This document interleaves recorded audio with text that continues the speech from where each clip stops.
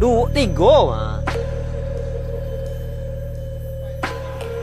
Kalau mau diikuti itu, bukan kalau masalahnya kok labo uli. Nggak. Kalau anu udah baik. Kalau iyo lalamo kemah. Awak pa bu kunjo sikur lu ah. Wah. Tak doi ko. Wah we sikur bu itu nyo. Kadangnya.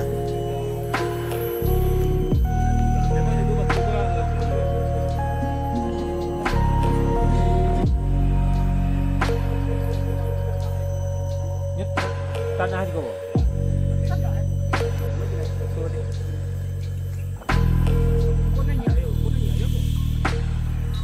Nanisan kwa dulu lado mungkin apa nah.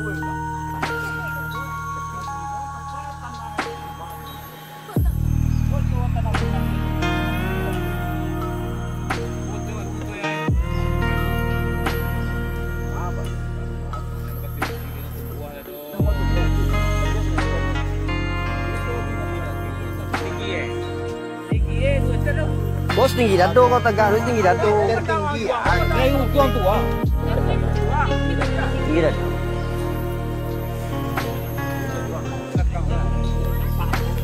Kita perlu anu Pak. Kaki dua. Foto video.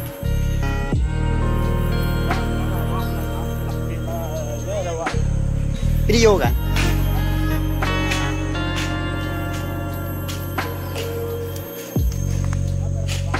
Tinggi dado.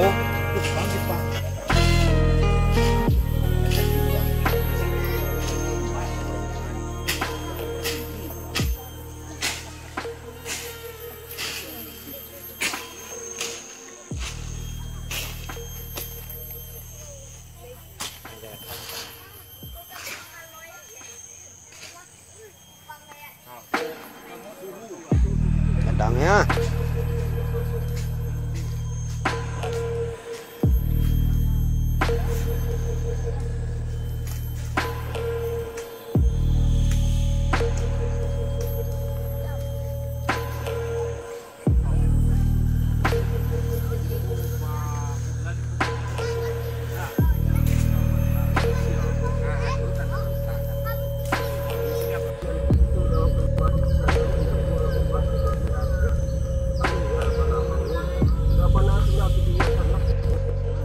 Alhamdulillah kami sekarang sedang berada di kuburan yang sedang viral sekarang di Nagari Sungai Asam bersama rombongan penyuluh agama dan Bapak KUA dari KUA Kecamatan 2 Kali 11 Namlingkung.